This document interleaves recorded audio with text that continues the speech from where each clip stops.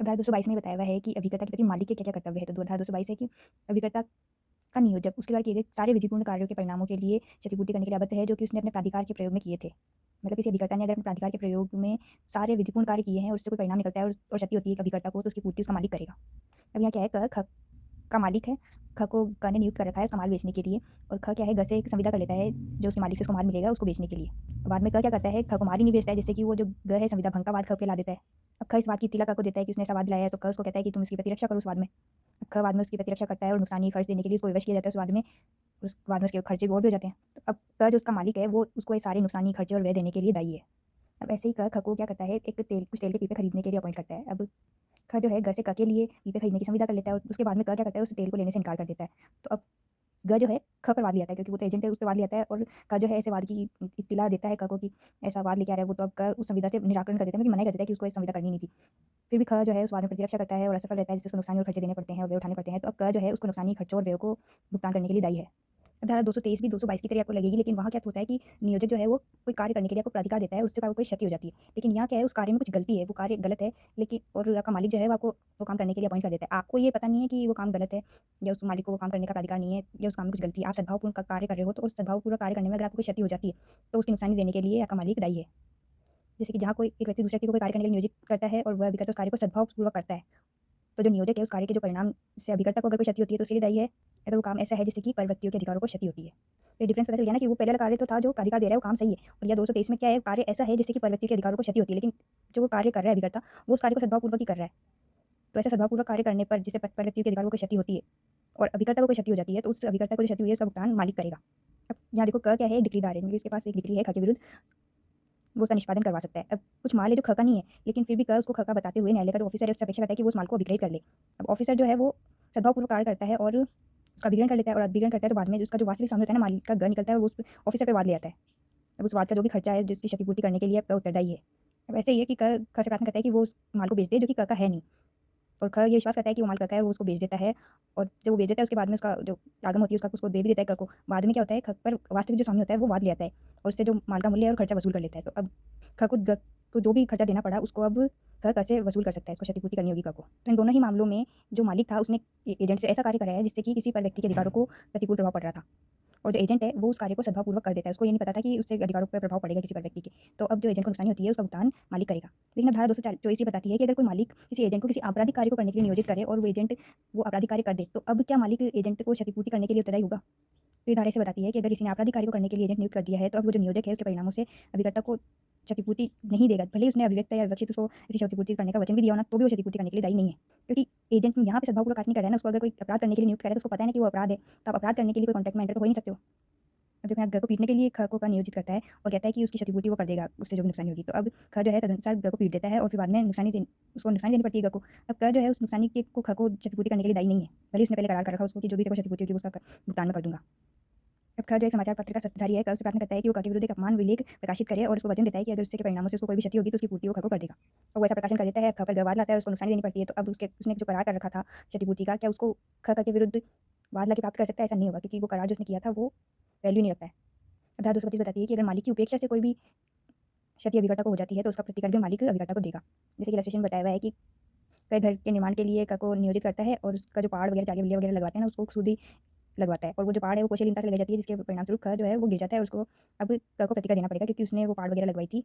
और उसकी उपेक्षा की वजह से उसके एजेंट को नुकसान हुआ है। अब आगे के सेक्शन बताते हैं कि पर व्यक्तियों से जो संविदा अभिकरण के दौरान की जाती है उन संविदाओं पर क्या प्रभाव पड़ेगा, पर व्यक्तियों पर उन संविदाओं का क्या प्रभाव पड़ेगा।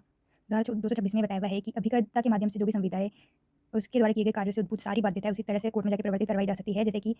वो संविदाएं और वो कार्य खुद मालिक ने की हो। और उन संविदाओं का एक तो प्रवर्तित भी करवा सकते हैं कोर्ट में जाके वैसे ही, और उसके विधिक परिणाम भी वैसे ही होंगे जैसे मालिक खुद वो संविदाएं करता। इस इलस्ट्रेशन में बताया हुआ है कि ख एक एजेंट है, क उससे माल खरीदता है, क को पता है कि वो जो ख के पास माल है वो एजेंट के तौर पे बेच रहा है, लेकिन उसको ये नहीं पता है कि उस एजेंट का मालिक कौन है। अब मान लो कि क अगर उस माल का भुगतान ना करे तो उसका मालिक जो है ना, वो उस माल की कीमत के लिए दावा कर सकता है। अब अगर मालिक ऐसा कोई दावा लाता है तो अब मान लो कि क को ख से कुछ पैसे लेने थे, ख तो एजेंट है, क के पास ये अधिकार नहीं है कि वो ख से जो उसकी उधारी बनती है उसका मुजरा या सेट ऑफ मालिक से जो उसने माल खरीदा है उसके भुगतान में कर पाए, क्योंकि ये जो संविदा इन दोनों के बीच में है ना, ये अभिकर्ता से इसकी संविदा नहीं है, मालिक से इसकी संविदा, ऐसे ही माना जाएगा। अब जैसे कि क ख का एजेंट है और वो एजेंट क्या काम करता है, वो ख की जो भी उधारियाँ हैं उसको वसूल करने का काम करता है। अब ग की कुछ उधारी होगी ख से, उसको क वसूल कर लेता है। तो अब ग ने अगर ख को पेमेंट ग ने क को अगर पेमेंट कर दिया है तो अब ग अपने ऋण से उन्मुक्त हो जाता है। तो क को पेमेंट करने का वही प्रभाव होगा जैसे कि उसने उसके मालिक को पेमेंट कर दिया हो। अब धारा 227 बताती है कि मान लो कोई एजेंट है, उसको मालिक ने जितना प्राधिकार दिया है उससे ज़्यादा वो कोई कार्य कर देता है। तो अब मालिक क्या उस ज़्यादा किए हुए कार्य के लिए भी आबद्ध होगा? तो धारा 227 में बताया हुआ है कि अगर वो कार्य जो उसने एक्स्ट्रा कर दिया है ना, वो उस कार्य के लिए जिसको उसने प्राधिकृत किया था उसे अलग किया जा सकता है। अगर उसको अलग किया जा सकता है तो बस मालिक उसको जितना प्राधिकार दिया था ना उसी कार्य के लिए आबद्ध होगा। ऐसी सिचुएशन में रेक्टिफिकेशन का डॉक्ट्रिन लगता है, वो पहले जो अपने धारा में पढ़ा था। अगर मालिक चाहे तो उसका जो एक्स्ट्रा काम कर दिया उसको एक्सेप्ट भी कर सकता है, लेकिन अगर वो नहीं करता एक्सेप्ट, अगर वो काम पृथक किए जाने योग्य है तो जो काम के लिए उसने प्राधिकृत किया था बस उसके लिए वो आबद्ध होगा, बाकी के लिए एजेंट ही जिम्मेदार होगा। जैसे कि का एक पोत और स्थोर का स्वामी है और वो अपने एजेंट को कहता है कि 4,000 रुपये का बीमा प्राप्त कर ले पोत के लिए, लेकिन जो एजेंट है वो क्या करता है, पोत के लिए 4,000 रुपये का बीमा करवा लेता है और एक स्टोर के लिए भी 4,000 रुपये का बीमा वो करवा लेता है। तो अब का जो है पोत के बीमे के प्रीमियम को देने के लिए आबद्ध है, लेकिन जो स्टोर का जो उसने बीमा करवा लिया ना उसके लिए वो प्रीमियम देने के लिए उत्तरदायी नहीं है। अब धारा 228 में बताया हुआ है कि मान लो अब कार्य जो उसने एक्स्ट्रा कर दिया वो प्राधिकार में करने वाले कार्य से अलग नहीं किया जा सकता। तो अब मालिक जो है उसके जो व्यवहार उसने कर दिया है उसको मान्यता देने के लिए आबद्ध नहीं है। मतलब वो चाहे तो उसका रेक्टिफिकेशन कर सकता है, लेकिन वो आबद्धकार नहीं है। जैसे कि ने अपने लिए 500 भेड़ें खरीदने के लिए क को प्राधिकृत किया। अब क्या करता है, 6,000 रुपये में 500 भेड़ें और 200 मेमने खरीद लेता है। तो अब ये जो अमाउंट इसने लमसम पेमेंट कर दिया 6,000 का, तो ये पता नहीं कर पाएगा कि 500 के लिए कितने और 200 के लिए कितने, पता अगर नहीं किया जा पा रहा है तो अब जो है संपूर्ण व्यवहार को निराकरण कर सकता है।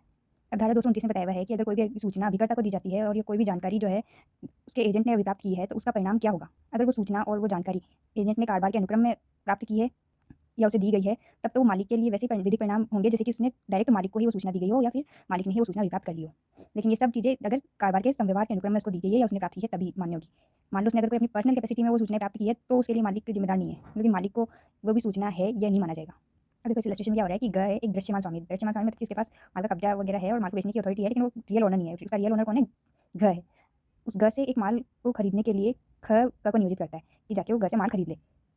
अभी ना तो ख को ये पता है कि ये दृश्यमान स्वामी है, ना तो क को पता है। अब क क्या करता है, बातचीत का जो विक्रय की बातचीत होती है तो उसको पता चल जाता है कि ग रियल ओनर नहीं है, माल घ का है। लेकिन अभी भी ख जो क का मालिक है उसको ये बात नहीं पता है,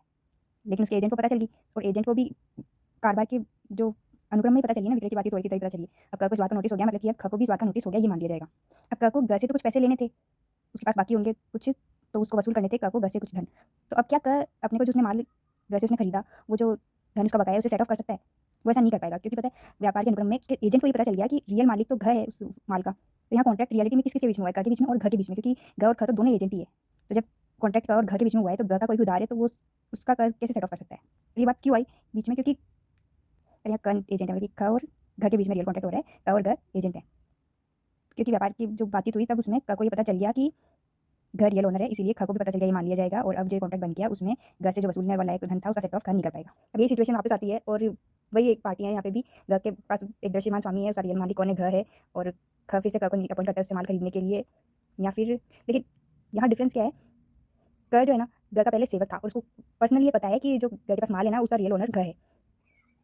लेकिन ये बात अभी भी ख को नहीं पता है। तो अब अगर ख को नहीं पता है ना तो इस सिचुएशन में क्या होगा, जो भी घर से उसके शोध ऋण था ना उसका मुजरा वो कर पाएगा माल की कीमत में से, क्योंकि उसको नोटिस नहीं है कि ये माल इसका नहीं है। भले ही उसके एजेंट को पता है, लेकिन वो उसकी पर्सनल कैपेसिटी में उसको पता है। अब धारा 230 ये बताती है कि मालिक की ओर से अगर एजेंट व्यवहार कर रहा है, संविदा कर रहा है, तो क्या उसको पर्सनली कोई भी लायबल ठहरा सकता है किसी भी उसके कॉन्ट्रैक्ट के लिए? क्योंकि वो तो मालिक के लिए काम कर रहा है। अगर किसी को उस संविदा को पालन करने के लिए आबद्ध करना है तो वो मालिक को करना होगा, या तो सामने वाला व्यक्ति उस संविदा का पालन ना करे तो मालिक को उस संविदा को प्रवर्तित करवाना पड़ेगा। क्या अभिकर्ता खुद अपने नाम से उस चीज़ को प्रवर्तित करवा सकता है, आबद्ध हो सकता है? तो सामान्य नियम क्या है कि तत्प्रतिकूल संविदा के अभाव में अगर कोई संविदा कर रखी है कि उसको पर्सनली बाउंड किया जा सकता है तब तो बात अलग है, लेकिन जनरल रूल ये है कि अभिकर्ता अपने मालिक की ओर से की गई संविदा को व्यक्तिगत रूप से ना तो उसके प्रति उसको प्रवर्तित करवाया जा सकता है और ना ही, मतलब कि वो खुद ना तो उस संविदा को प्रवर्तित करवा सकता है और ना ही उसके ऊपर कोई वाद ला सकता है उस संविदा को पालन करने के लिए। तो कुछ सिचुएशंस ऐसी है जहाँ पे ऐसी संविदा की अवधारणा कर ली जाएगी, मतलब कि एक तो होती है कि एम्प्लॉयड को संविदा की हुई हो, लेकिन ये जो सिचुएशन है जिसमें लोग खुद मान लेगा कि एजेंट उन संविदाओं के लिए पर्सनली बाउंड है। ये कौन सी सिचुएशन है जहाँ संविदा अभिकर्ता द्वारा किसी विदेशी निवासी वाणी की ओर से की जा रही है, क्योंकि जो एजेंट है इंडिया में वो किसी विदेशी के लिए कोई माल या तो खरीद रहा है या तो बेच रहा है। तो अब यहाँ का कोई भी पार्टी है तो वो उस विदेशी के ऊपर कैसे विवाद फाइल करेगा, या फिर वो विदेशी यहाँ के लोगों पर कैसे वाद फाइल करेगा? तो यहाँ उदाहरण हो जाती है कि एजेंट जो है वो खुद ऐसे मामलों में वाद दायर कर सकता है या फिर उसके ऊपर वाद दायर किया जा सकता है। या तो अभिकर्ता जो है वो कोई माल खरीद रहा है, बेच रहा है, किसी व्यक्ति से व्यवहार कर रहा है और अपने मालिक का नाम ही नहीं प्रकट कर रहा है कि उसका रियल ओनर कौन है, तो अब कोई वाद दायर करेगा तो अब एजेंट के नाम से दायर करेगा ना, या एजेंट ने खुद ही नहीं बताया कि मैं किसी मालिक की ओर से काम कर रहा हूँ, तो ऐसी सिचुएशन में एजेंट खुद भी दूसरे व्यक्ति पर वाद दायर कर सकता है। और तीसरी सिचुएशन ऐसी है कि मालिक का नाम बता तो दिया है लेकिन वो मालिक ऐसी सिचुएशन में कि उस पर वाद लाया नहीं जा सकता, जैसे कि अगर किसी माइनर की ओर से कॉन्ट्रैक्ट किया जा रहा है या फिर किसी संविदा करने के लिए अयोग्य व्यक्ति की ओर से एजेंट संविदा कर रहा है तो उस व्यक्ति पर तो वाद लाया नहीं जा सकता। तो ऐसी सिचुएशन में एजेंट को पर्सनली बाउंड किया जाता है। अब धारा 231 बताती है कि मान लो किसी एजेंट ने किसी व्यक्ति से संविदा की है लेकिन उसने ये नहीं बताया कि वो अभिकर्ता के रूप में से संविदा कर रहा है। तो यदि कोई अभिकर्ता ऐसे व्यक्ति से संविदा करे जो या तो ना जानता हो या फिर उसके पास संदेह करने का कोई कारण भी ना हो कि वो एजेंट के रूप में कार्य कर रहा है, ऐसी दशा में अगर सामने वाला व्यक्ति संविदा का पालन ना करे तो मालिक का क्या अधिकार होगा कि वो उस संविदा का पालन करने के लिए उस व्यक्ति को बाध्य कर सकता है, भले ही उस व्यक्ति को ये पता ना हो कि अभिकर्ता मालिक नहीं है। लेकिन अभिकर्ता ने भले ही नहीं बताया कि मैं किसी मालिक के पास काम कर रहा हूँ, लेकिन फिर भी मालिक का ये अधिकार होगा कि वो संविदा का पालन करवा सके उस अगले व्यक्ति से। लेकिन जो दूसरा पक्षकार संविदा कर रहा है ना, उसका भी एक अधिकार है कि मालिक के विरुद्ध उसको वो सारे अधिकार होंगे जो कि अभिकर्ता के विरुद्ध उसके पास है, और ऐसे समझा जाएगा कि अभिकर्ता ही मालिक है। जैसे मान लो कि आपने किसी व्यक्ति से संविदा की और उस किसी वस्तु को खरीदने के लिए, और आपको उससे कुछ पैसे पहले से लेने थे, और उस व्यक्ति ने ये नहीं बताया कि माल जो है मैं एजेंट के रूप में बेच रहा हूँ। तो अब जब मालिक आपको पेमेंट के लिए आबद्ध करेगा तो आप उस पेमेंट में से उस अमाउंट को सेट ऑफ कर सकते हो। पता है क्यों? क्योंकि उस अभिकर्ता ने बताया नहीं कि वो आप मालिक की ओर से संविदा कर रहा है। आपने तो सद्भावपूर्वक ये समझा कि वही मालिक है, और मान लो कि मालिक संविदा पूरी होने से पहले ये प्रकट कर दे कि संविदा में वो मालिक है, और वो तो दूसरे पक्षकार के पास क्या अधिकार है कि वो या तो उस संविदा को पालन करने से इनकार कर दे, मतलब वो उस संविदा का पालन करने से इनकार कर सकता है। यदि वो ये दर्शा दे कि अगर उसको पता होता है कि आप मालिक हो तो वो संविदा ये करता ही नहीं, या तो उसको ये पता होता है कि अभिकर्ता जो मालिक नहीं है तो वो संविदा ना करता। मान लो किसी व्यक्ति से आपको करता दुश्मनी है और उसका एजेंट के पास कुछ माल है और आपने उस एजेंट को मालिक समझ के उस माल को खरीदने की संविदा कर ली, और संविदा पूरी होने से पहले आपको ये पता चल जाता है कि ये मालिक तो वो है, तो आपके पास ये अधिकार है कि आप उस संविदा को पूरा करने से इनकार कर सकते हो। या वही सिचुएशन है कि अगर एजेंट के पास आपका कुछ पैसा बाकी था, एजेंट से आपको कुछ पैसा लेना था, इसलिए आपने वो उससे माल खरीदा है, और बाद में आपको पता चलता है कि मालिक तो कोई और है, उसको पूरा पेमेंट करना पड़ेगा, तो आप बाद में जाके संविदा को पालन करने से इनकार कर सकते हो, क्योंकि आपने संविदा की इसीलिए थी क्योंकि आपको अपने पैसे उस एजेंट से लेने थे। तब इस बार हमें वही बात आ जाएगी जो पहले की थी, लेकिन फिर भी एक बार एक्सप्लेन किया हुआ है उस बात को कि मान लो कि एक व्यक्ति दूसरे व्यक्ति से ये नहीं जानते हुए, ना ये युक्ति उसके पास आधार था संदेह का कि वो एक एजेंट के रूप में कार्य कर रहा है, संविदा कर लेता है, तो अब उसका मालिक जो है उस संविदा का अगर पालन कराना चाह रहा है, पालन की अपेक्षा करता है, तो वो ऐसा पालन अभिकर्ता और संविदा के दूसरे पक्षकार के बीच में जो भी विद्यमान अधिकार और बाध्यता है ना, उसके अधीन ही उसका पालन करवा सकता है। अगर उसको पालन करवाना ही है तो बस वो उन दोनों के बीच का जो संबंध था, उसके बीच में जो अधिकार बाध्यताएँ थी ना, उसी के अकॉर्डिंग उसका पालन करवा सकता है, या तो वो संविदा को पालन ना करवाए। तो ख को ₹500 देने थे। अब क क्या करता है, ख को ₹1000 का माल बेचता है, लेकिन वो क का माल नहीं है, ग का माल है। ख को क्या लगता है कि अपने जो ₹500 उसको बाकी है वो उससे सेट ऑफ हो जाएँगे ₹1000 में से, ले लेंगे चावल उससे। तो अब अगर वो बाद में ग ख को अगर बाध्य करना चाहता है कि वो चावल खरीदे, तो उसको ये इन लोगों के बीच का जो व्यवहार है ना, ₹500 का इसको बकाया है क के लिए, क्योंकि ₹500 ख माँगता है क से, तो वो जो ₹1000 का पेमेंट है ना, उसमें से ये सेट ऑफ करेगा ही, क्योंकि इसको पता नहीं था कि ये एजेंट की तरह काम कर रहा है। और इसी कंडीशन पे ही मालिक इससे ₹5000 का चावल खरीदने के लिए इसको बाउंड कर सकता है। लेकिन जो धारा 233 क्या बताती है कि वो जो दूसरा व्यक्ति है ना, उसको प्रिविलेज है। मान लो कि वो जो एजेंट है वो व्यक्तिगत रूप से कार्य कर रहा है, लेकिन अपने आप को बता नहीं रहा है कि वो एजेंट के रूप में कार्य कर रहा है, और कि वो किसी व्यक्ति से संविदा कर लेता है। तो उस व्यक्ति के पास तो ऑप्शन है कि वो तो या तो चाहे तो अभिकर्ता पे विवाद ला सकता है, या फिर मालिक पर विवाद ला सकता है। तो उसके तो मजे ही मजे, अगर उसको वाद दायर करना है तो या तो वो अभिकर्ता पे कर दे, या तो मालिक पे कर दे, या तो उन दोनों पे ही कर सकता है। यहाँ क्या है कि रुई की 100 गांठें ख को बेचने के लिए क संविदा करता है। बाद में पता चलता है कि क तो एजेंट है ग का, ख तो एजेंट है। 100 गांठें हैं ख को बेचने के लिए, क संविदा कर रहा है, लेकिन ख ग का एजेंट है। अब क ने ख को माल बेच दिया, अब उसका पेमेंट अगर ख नहीं कर रहा है तो किस पे वाद है? वो ख पे भी वाद ला सकता है, ग पे भी वाद ला सकता है, या तो दोनों के ऊपर वाद ला सकता है। अब धारा 234 में बताया हुआ है कि अगर कोई व्यक्ति है जिसने किसी अभिकर्ता से संविदा की और उसको ये विश्वास दिलाया है कि वो केवल मालिक को ही उसके लिए उत्तरदायी ठहराएगा, या फिर उसने मालिक को इस विश्वास पर कार्य करने के लिए प्रेरित किया है कि वो केवल अभिकर्ता को उत्तरदायी ठहराएगा, तब उसके पास ये ऑप्शन नहीं रह जाएगा कि वो जाके दोनों पे वाद ला दे, या फिर दोनों में से किसी एक पे वाद ला दे। उसने जो करार कर लिया है ना, या तो अभिकर्ता से कि मैं मालिक पे वाद नहीं लाऊंगा, या तो मालिक से कि वो अभिकर्ता से कोई से करार कर लिया कि वो मालिक पे ही वाद लाएगा, या फिर मालिक से करार कर लिया कि वो सिर्फ अभिकर्ता पे वाद लाएगा, और इस करार के चलते उसने प्रेरित किया है कोई कार्य करने के लिए, तो फिर वो बाद में जाके ऐसे करा के दूसरे पक्षकार पे वाद नहीं ला पाएगा। जैसे कि उसने अभिकर्ता से कहा है ना कि मैं बस मालिक पे वाद लाऊंगा, तेरे पे नहीं लाऊंगा, तो बाद में जाके वो अभिकर्ता को उत्तरदायी नहीं ठहरा पाएगा। धारा 242 में बताया हुआ है कि मान लो कि कोई एजेंट है नहीं, लेकिन वो प्रिटेंड करके किसी से प्रेरित करके कोई संविदा कर लेता है।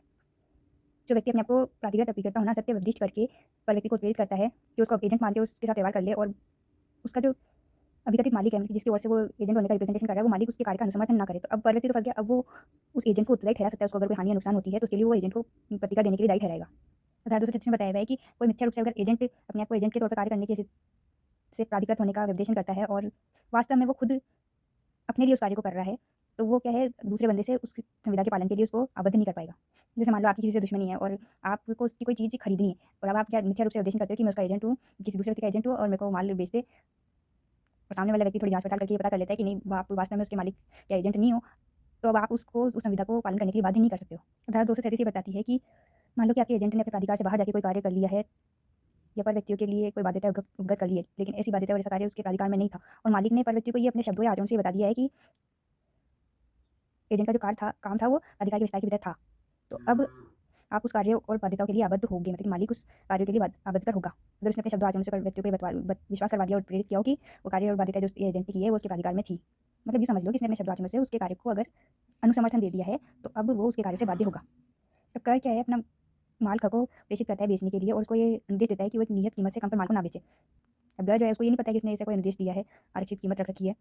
उससे संविदा कर लेता है ख से उस माल को खरीदने की कम कीमत पर। तो अब क जो है उस संविदा से आबद्ध है, क्योंकि उसके एजेंट ने उस नियत कीमत से कम पे बेच दिया, और ऐसा कुछ भी नहीं है देखने के लिए सामने वाले बंदे को कि उसकी कोई मिनिमम प्राइस थी, उससे कम पे उसको नहीं बेचना था। तो अब अगर ग को ये विश्वास था कि उसको कम कीमत पर उस माल को बेचने का अधिकार होगा, तभी उसने प्राइस कम की है। तो अब क उस संविदा से मुकर नहीं पाएगा। अब क क्या है, एक नेगोशिएबल प्रस्ताव में लिखत को निरंक प्रश्नांकन करके ख के पास रख देता है। निरंक प्रश्नांकन मतलब कि उसको किसी को भी बेच सकता है वो। अब ऐसा करके उसने उसके पास रख दिया। अब क जो है क्योंकि क के प्राइवेट आदेशों के बिना ख जो है उसे ग को बेच देता है। तो अब ये विक्रय ठीक है, क्योंकि उसने क ने क्या अपने खुद के कंडक्ट से ये काम कर दिया और ख को प्राधिकृत कर दिया कि अब वो उसको किसी और को दे सके, क्योंकि उसने निरंक प्रश्नांकन किया है। अगर उसको ख को बाउंड करना था कि वो किसी और को वो ना दे पाए, तो उसको ऐसा नहीं करना चाहिए था, निरंक प्रश्नांकन करके उसको नहीं देना चाहिए था। अब उसने अपने कंडक्ट से ऐसा कर दिया, तो अब ग के पास विश्वास करने का अधिकार था कि ये जो लिखत है वो उसको बेचान करने का उसको अधिकार है, तो उसने बेच दिया। तो अब विक्रय यहाँ ठीक है, क इस विक्रय को कैंसिल नहीं करवा पाएगा। अब 2238 ये बताती है कि एजेंट अगर अपने कार्रवाई के अनुक्रम में अपने मालिक की ओर से कार्य करते हुए कोई दुर्व्यवदेशन या कपट करता है, तो अब मालिक उस दुर्व्यवदेशन या कपट के लिए वैसे दायी होगा जैसे कि उसने खुद ने ऐसा किया हो। लेकिन मान लो कि अभिकर्ता ने अपने जो प्राधिकार था उसके भीतर रह के काम नहीं किया है, तो ऐसे दुर्व्यवदेशन या फिर कपट के लिए मालिक उत्तरदायी नहीं होगा, अगर वो अपने प्राधिकार से बाहर जाके कोई कार्य कर देता है। यहाँ देखो, क है ख का एजेंट है माल का विक्रय करने के लिए, उस माल को विक्रय करने के लिए क्या दुर्व्यवदेशन कर देता है, बड़ा चलाकर उस माल को बता देता है, जिसके लिए ख ने उसको प्राधिकृत नहीं किया था। ग को उस माल को खरीदने के लिए प्रेरित करता है। तो अब ख और ग के बीच की जो संविदा है, ये ग के विकल्प पर शून्यकरणीय हो जाएगी, क्योंकि अगर दुर्व्यवदेशन से प्रभावित कोई संविदा होती है तो वो शून्यकरणीय हो जाती है। अब ख के पोत का जो है क कप्तान है, वो क्या करता है, वहन पत्रों को उसको देखे बिना ही कि माल पोत पर प्राप्त हुए या नहीं, वहन पत्रों पर हस्ताक्षर कर देता है। तो अब ख जो है मालिक है, तो ख और जो अपेक्षित अपेक्षित पारित है उसका बीच का संबंध है, तो मतलब वहन पत्र अब क्या हो जाएगा, शून्य हो जाएगा। भले ही फ्रॉड तो उसके एजेंट ने किया, लेकिन अब ख और जो तीसरा पक्षकार है उसके बीच की संविदा शून्य हो जाएगी।